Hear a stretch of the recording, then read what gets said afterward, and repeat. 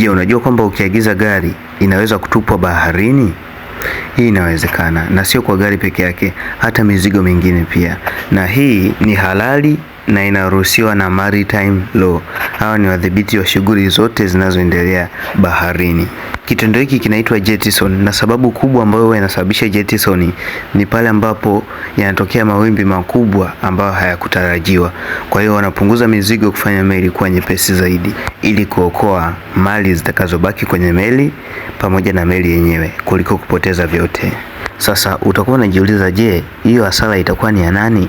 Hii inategemea na makubaliano yenu wewe pamoja na shipping line. Kuna wengine wanakubaliana kwamba mizigo itakayopotea, wale ambao itabakia wote mtagawana hasara, au kila mtu atakufa kivyake, au kama ulikata bima basi italipwa na bima. Lakini jettison ni nadra sana kutokea. Kwa mfano, mara ya mwisho ilitokea mwaka 2021.